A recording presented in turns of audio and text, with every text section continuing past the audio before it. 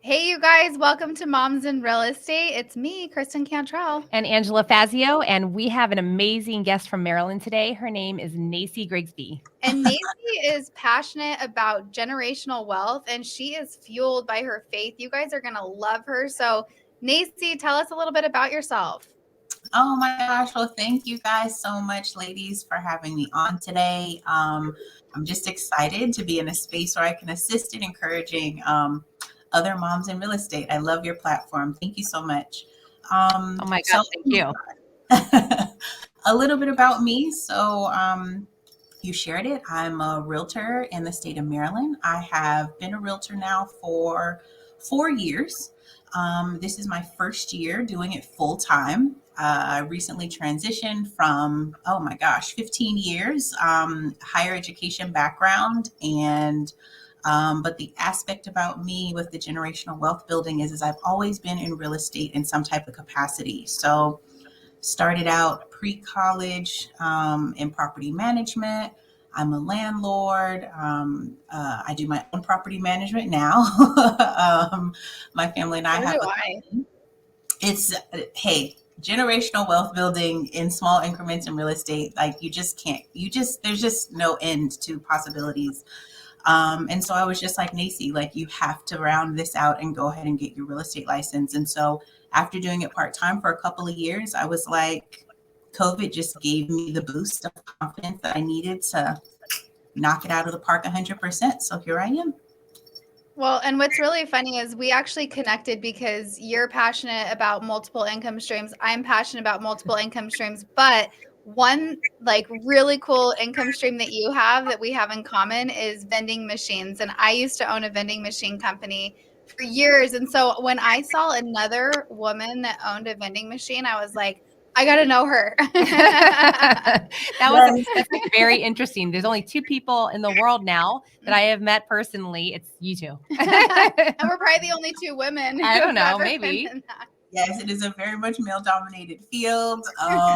Also, yes. Pre-COVID, my partner and I, Miss Tracy Hilton, we just said, this is something we have been thinking about doing for a long time. Let's just do it. And so now we have 6 machines underneath our belts. And when we talk about generational wealth building and streams of income that don't require your direct attention, that has been it for us. And so we're looking to, we have monetized the business in a multitude of ways. We do training. We have an ebook coming out. And yeah, it's just a really awesome way to leave a legacy behind that is supporting generational wealth building. We are big fans of multiple streams of income. I wish I had an ebook when I started my vending machine business. I was like, literally had no clue what I was doing. And I think I found a book that was like vending machines for dummies, one of those dummy books, So I would have much rather read your book. Yeah, for sure. So, okay, another thing that we completely connected on, which if you follow our show, you know that we love Jesus. And somehow all the women, we do not pre-screen this, but most of them love Jesus. It's and crazy. That is definitely you. So we're like, I just love that connection. I know. I'm going to tell you, Nacie, it's no lie. We literally, I'm not even surprised anymore. I know that God just brings us Christian women who are fierce, who have something to say, who have a story. I love it. Absolutely love it. Oh, well, thank you guys. I do. I really feel like, my decision to get into real estate, my decision to take the leap and go full time had everything to do with how crazy my faith is. And as I shared previously, that it's like, I really, truly feel like if God places something on your heart or in your spirit, like he's going to lead you through it. So if he brought you to it, he will definitely bring you through it. And I'm a testament in saying that I have barely been in real estate for 6 months. And I don't like to talk and run numbers because I'm not boastful, but I am doing just fine. I will say that. That's so great. I love that. I just spoke to, I told you before the show, Nacie, that when I was reading that advice that you put on your questionnaire that you just said, that I sent it to my new friend Lakeel in the LA area. I will be making sure she watches this episode, and it fully encouraged her. I just knew it would, because God brought us together just a couple of weeks ago, and so there's so much blessing in the promptings of Jesus and following that through. Not always easy, not always easy, but not always easy. Yeah. I agree. So the other thing that I found interesting is, wait, I hope I have this right. You have twin 7-year-olds, is that right? I do. The one thing I forgot to mention, I'm a wife and mother. Sometimes I forget. Yeah. Hence the show, Moms in Real Estate. Yes, I have 2 amazing daughters, Jaden and Jordan. They have been such the surprise blessing in my life. I was the girl that never wanted kids, was not like white picket fence, the whole thing. And then I met my husband and he totally changed that. And but God knew my life because he said she can only do it once. So he gave me 2 at one time. Right. So with that, I'm sure that was a complete, like, if I found out when I was pregnant that it was twins, I don't know, I would have lost my mind. I wanted twins. You did? Yeah, I wanted with the first, not the second, but I was like, if I could just get it all done in one pregnancy, that would be fantastic. Knock it out. No, we didn't know. I should have known because we have it on both sides. So the twin gene is, they say it skips a generation. Well, my husband has it. Every single first cousin has children has a set of twins. I didn't realize that at the time. And then it's on my father's side in my family, but no, we found out by mistake. I was not feeling well, went to the ER, and the emergency room nurse checked me. And that's how I found out that I was having multiple children. I'm like, oh, I hadn't even had my first OB checkup yet. So surprise, surprise, here we are. Oh my gosh. That's crazy. That is crazy. You know what? One other thing that you said when we were reading through your questionnaire that I found that was so great is like her hobby. Well, no. Oh yeah, that too. Your hobby. We want your hobby. We want your hobby. We'll tell everyone in a minute. Hobby no, don't tell yet. Tell you. Okay, I'll tell my other thing. So I think maybe just because it hit me over the head, but sometimes most of us that are listening that are moms is like are working, we're always striving for perfection. And you said not that your kids aren't looking for you to be perfect, but they're just looking for you to acknowledge them. And so they just want to be heard. And I think that that's so important because sometimes I can think of every day where my kids are like, mom, mom, mom, mom, mom. I'm like, oh my gosh, hold on. Like, and I just get so annoyed because I'm in the middle of making something perfect. Like, So I read that and I was like, oh, damn, that was good. I'm finding that out, and like, it's hard. I think it's hard as humans. I think it's hard as moms. Like, we leave stuff to dad and we know it's like not exactly the way we would want it to be, or even just the way that we package things up. I'm learning in this new space. I have to give myself grace. And at the end of the day, they don't really care what it looks like. They care what it tastes like, but they don't care what it looks like, and how it's packaged up. Absolutely. Absolutely. It kind of goes both ways because I have 6 kids and the bottom 2 are adopted. And the one that's 15, my 15-year-old daughter, she is like polar opposite in so many ways of me. She's very slow, doesn't mind being late, like all of these things that at first I was like, I'd lose my damn mind over. And maybe a few months ago, God was like, you need to let it go. You need to just absolutely let some things go. Yeah. Getting up late, there were a list of 3 or 4 things. And I did. I'm not always so obedient, but I did. I let all of that go. And my house is so much more peaceful now. Mm-hmm. It's crazy. So I was demanding a type of perfection from her that wasn't reasonable. And you know what? Turns out I don't need it. I don't need her to be those things that I thought I needed her to be. So it goes both ways. It's the pressure we put on ourselves. And sometimes it's the pressure that we put on either others or our children, that you just let that go. And a peace can just come right over the whole situation. Mm-hmm. I was talking to a friend about that the other day. And I think it has everything to do with like, we're just products of the way that we were parented, right? Or the way that we were loved. And so a little piece of everything that we do is coming out of our childhood experiences or the way that we were reared from our parents. And I remember thinking like, I'm never going to treat my kids this way. and then something crazy comes out of my mouth. I'm like, oh my God, that's my mother. Yeah. That's right. My mom hides stuff, so there's no clutter anywhere, and I completely hated it growing up, and now I do it all the time. I'm like, my husband's always like, "Where's this?" I'm like, "It's where it's supposed to be." Like I put everything away. You need to come to my house then, because I will. I will. I'll just start like putting things like in cabinets and I am the only one in my house who cares about order. No one else cares about order at all. At all. Oh but my they come gosh. to you when they need something because they know that mom knows where everything is, right? Mm-hmm. Oh yeah. Even my husband. My husband is like, sometimes he asks the craziest questions where I'm like, it's in like same as always for however many years, you know. Okay, so tell me, like, what got you interested in multiple income streams and generational wealth? Like, was it something that happened in your life to where you're like, this is important to me. I need to make sure that this is something that is important that I seek out. So, to be honest, I'm not really 100% on where it came from. I'm an only child, and one thing that I can say, I had a fantastic childhood. I absolutely love my parents.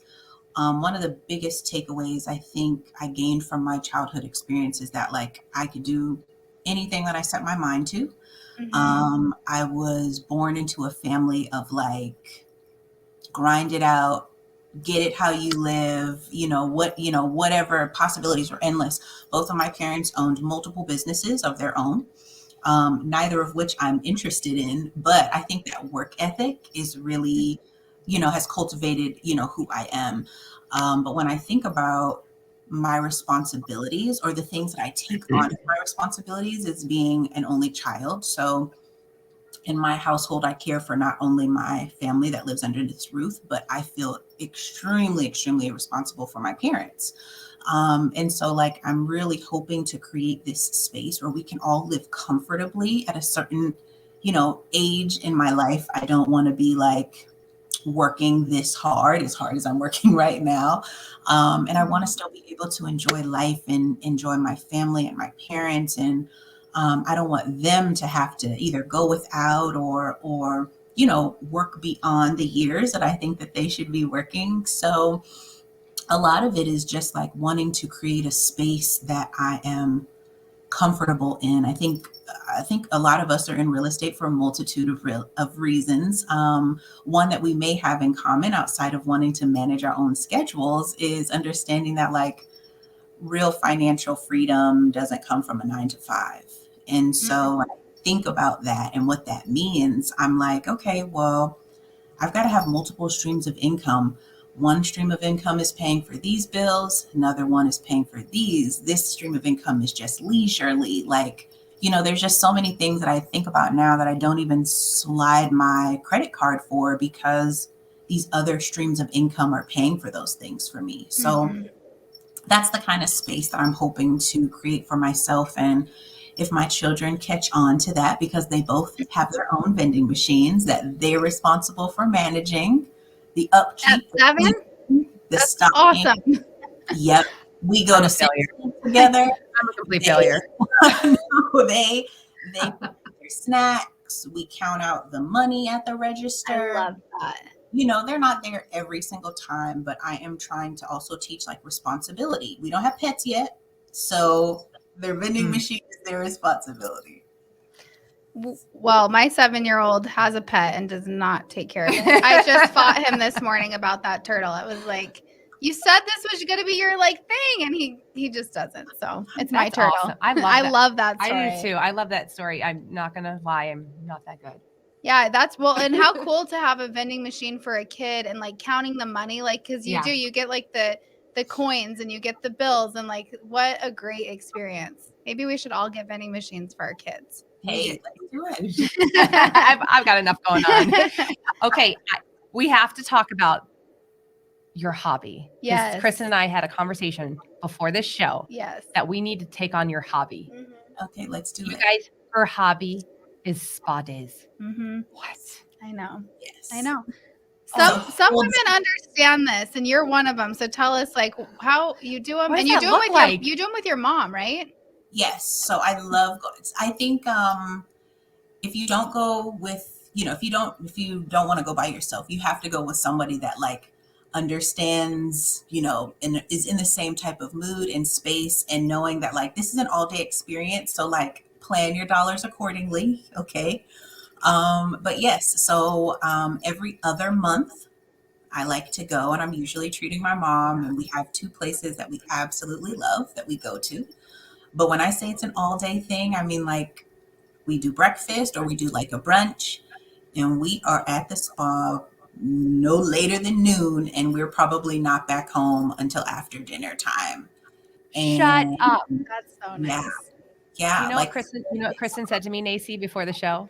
She goes, uh, because I've never done an all day spa day, and she hasn't either. We're like high D's, and she goes, I go to the local Asian place, and they don't even close the door, and my ass is hanging out, and I don't even care because I'm in and out of there. And It's like I'm not kidding. I think it's like $45. It's the best massage ever, and they could tell me to do anything, and I would do it. They're awesome. we need to kind of learn from Nacie. I know we do. no, I mean, I think as mothers, we take on a lot, and we tend to have a lot of responsibilities and things in which we're managing. As long as you're doing some type of self-care, because what do? We're constantly giving to our families, giving to our business.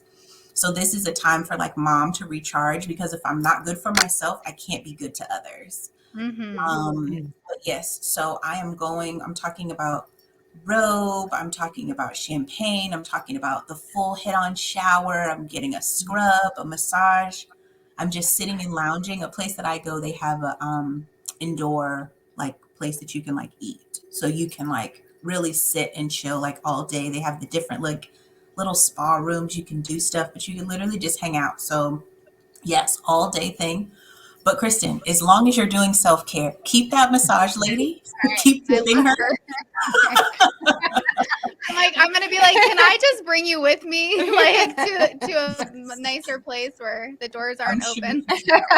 I'm sure she travels, but she said she doesn't care about that crack. It's totally I know. I'm like, just get a sauna in the other room, and I'll be good.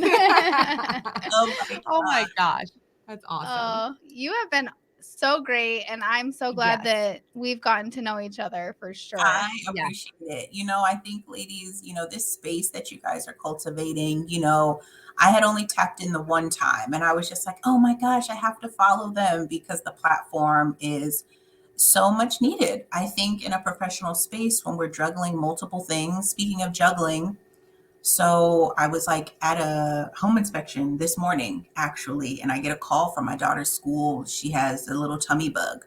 So I'm like an hour away, and I'm like, oh my God, how am I going to manage this? Right. But I tapped into my village. They picked her up. I wrapped this home inspection, got home, and like everything is fine. I'm here with you guys today. You're right. It's really But and that's great advice right there, is you tap into your village. Like that is something that a lot of people struggle with, and I don't for some reason. I am always willing to ask for help. Me too. Always. I don't mind not asking for help. Yeah, so good job on that. Because then we tend to take on like all of the things that happen. We're like, we'll figure it out. But that's why you create community, so you don't have to do that. So that's awesome.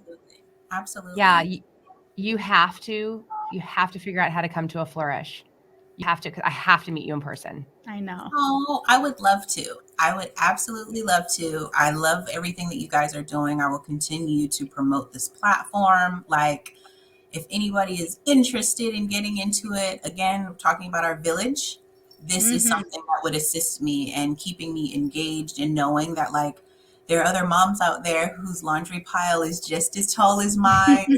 Okay, we can figure it out together. The dang laundry piles. I gotta get a service or something. It's starting to get out of control. But so I know somebody. Okay, this is the last tip for the day before we have to wrap it up. Okay. I know somebody who has a camera on the laundry basket in the laundry room. I think it's in the laundry room, and a virtual assistant who sees when it gets full and does it, knows when to get it done. What do you mean? Goes to the house. Goes to the house. And does the laundry when it gets full. All you have to do is throw the stuff in the little camera's right there. The virtual assistant does this and goes and does the laundry. No. That's awesome. Yeah. That's awesome right there. The world. Clearly taking over the world. That's next level.